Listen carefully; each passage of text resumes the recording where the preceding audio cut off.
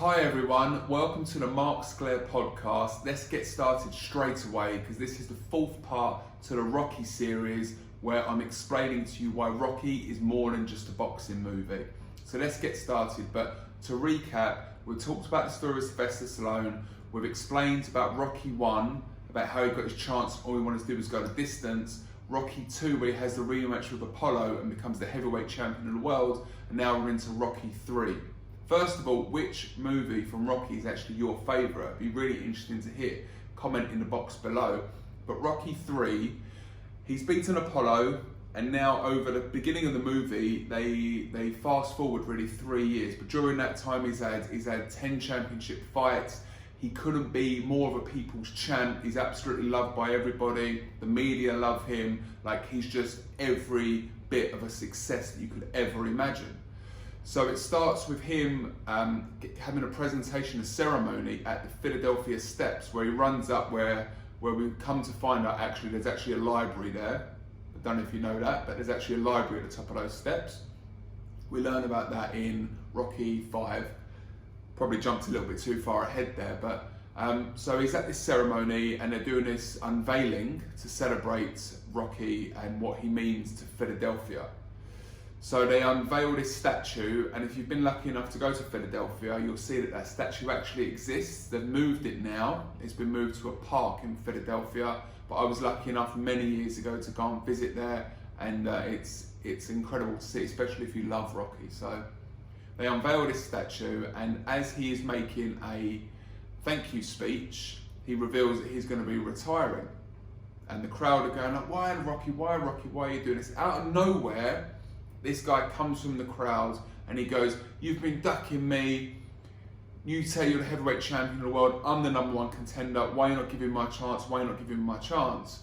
And at the beginning of the movie, you see this guy who is this absolute unit of a man, and he sees Rocky having these opportunities, having this great success, and he realizes that he wants it, and he thinks that he is better than Rocky. He's just another chump, you know, he had his chance, he's hit his heights and that's it. So he starts training, and you know, Rocky pretty much created this monster.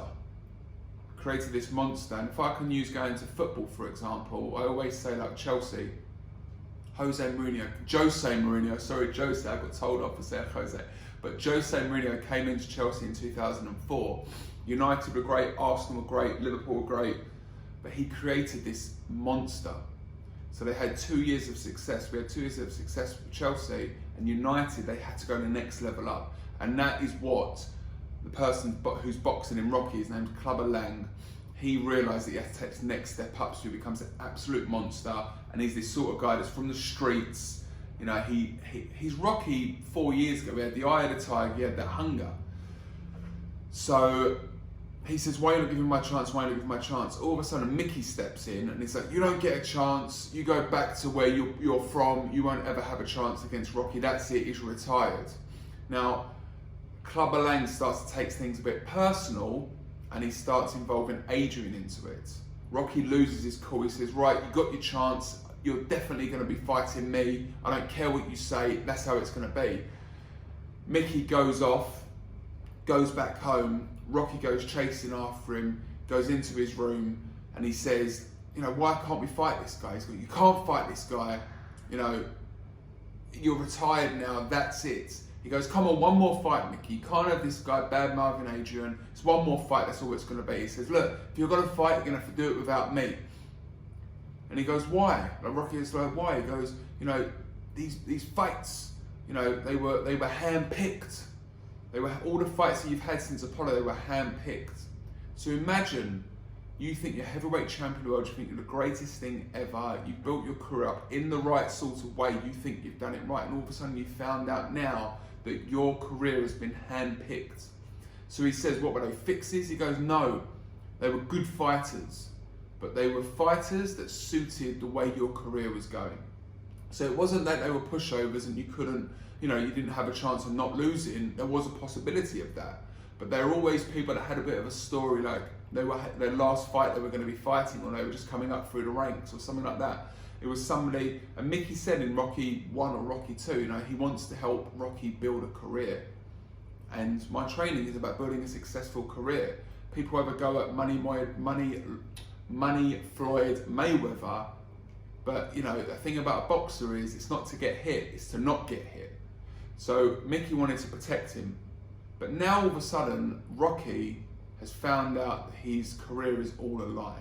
That's what he believes. No matter what Mickey says, that's what he believes. And he allows Rocky this chance to fight Clubber Lang. So the fight gets set up, they start training, and again, if you look back at Apollo in Rocky 1, it's very, very similar. Everything's a media frenzy, everything's, you know, Mickey's like, let's just go back to the gym where we're from and start fighting and start practicing, let's get out of this, like glitz and glam of life. He's like, what do you mean the audience loved me? The audience loved me. And although he's put effort in, something was about to unfold. So it gets to fight night, and the fight is a few minutes from about to happen, and they're walking through backstage, and Clubber Lang runs into Rocky, and they end up having an altercation, and Mickey gets knocked down, and they have to take him into the locker room for treatment. Rocky's like, I'm not gonna fight. And Mickey's like, you go out there and you do this. You know, don't worry about me. Much more emotional than what I'm saying it right now. But if I think I really start thinking about it, it will be a bit too emotional. I probably won't be able to finish. So he goes out, and you can just see Rocky just isn't into it at all. He comes out strong. He starts punching. But the whole time the round one finishes, he asks, how's Mickey doing? His mind is not in the ring. And as we know, anything you want to do, you have to be 100% committed, you have to be focused, you have to be driven, you have to be in the zone. People talk about this tunnel vision, like that's what you gotta have. And comes back out in the second round, and he just gets demolished. And it's very clever the way they do the cinematography. As Rocky's falling down, Mickey's kind of on his last legs in the locker room. Fight finishes, Rocky loses the title, goes back to the locker room, gets a chance to speak to Mickey. They've been waiting for him because they want to get him to hospital. They start having a chat, and very, very emotional, like very sad. Mickey passes away. The person that believed in you, didn't believe in you, thought that you fell off the tracks, asked for a chance again to prove that he's worthy of being by your side, then committing to you, and then having that journey with you, and then all of a sudden that person passes away. Massive thing, and like terribly sad. Is it a boxing movie? Come on, people, it's not a boxing movie. So Mickey passes away, and Apollo, to jump back into this again, Apollo takes it upon himself to train Rocky. He approaches Rocky and he says, look, you need someone to help you train. And Rocky, I can't remember quite right or not, but I don't know if he wanted to fight or Apollo gets him to fight, but he gets him to fight. So he's like, look, we have to go back to basics here.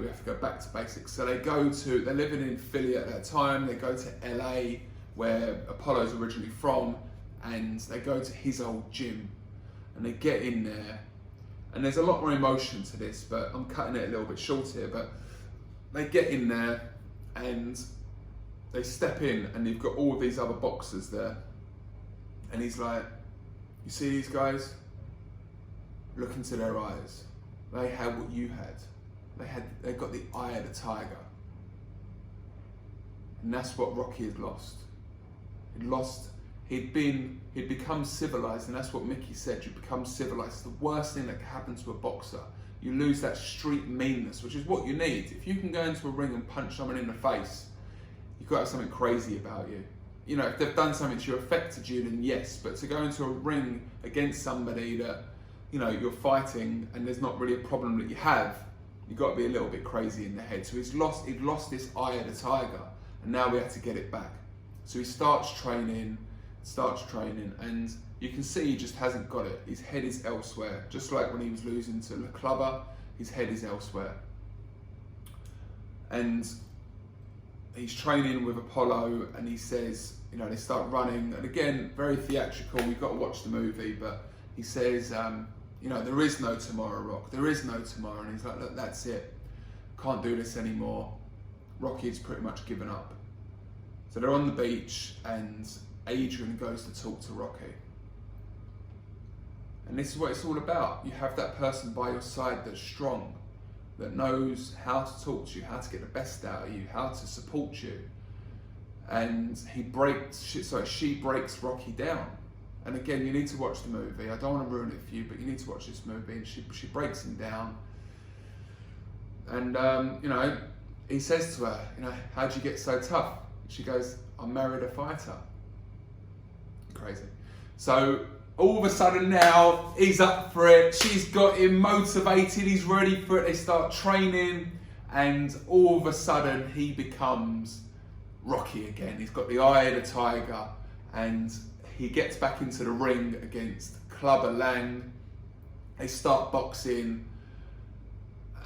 It's just such an amazing movie. Like, I'm talking about boxing now because it is a part of it, but the whole dramatisation and the whole thing is absolutely amazing. But to round this off, to come from nothing to become the heavyweight champion in the world, to have a successful 3 years after that, and then be told that you were carried, someone there to protect your career, but you think that all they were doing were match fixing, and now you had to prove yourself. And then all of a sudden you realise you haven't got it anymore. You've lost that eye of the tiger, you've become civilised, your best friend passes away, and now you think you've got nothing. All of a sudden, an old enemy or a friend or foe, whatever you want to call him, approaches you and says, look, we can get you back to where you need to be. That doesn't work out. And then you have the supportive person in you by your side who's your wife or your husband, whatever sex you are, and they support you and they push you through and they get you back to the level you need to be. And because of them and because of the people you have around you and because of this belief and confidence you start to build, you get back in there and you knock your demons down and you become the heavyweight champion of the world again. Unbelievable. So I'm going to leave it at that, but next one we're going to go is to Rocky 4. You can't believe it, can you? This whole story that's developed, it's just absolutely amazing. Is it a boxing movie? Yes. Is it more? Hell yes. And I hope you're starting to get this now. And if I've got some of you to watch the movie, please comment, because that's what I'm trying to do. Or I'm trying to get you to look at it in a different way. But all I can say is Rocky, huge inspiration. The story before Stallone, huge inspiration. Definitely something that inspires me, pushes me, definitely something that I draw energy from and helps me get through some of the challenges that I face on a daily basis. But that's it for today. Thanks a lot, and I'll see you at Rocky 4. Take care, guys. Bye.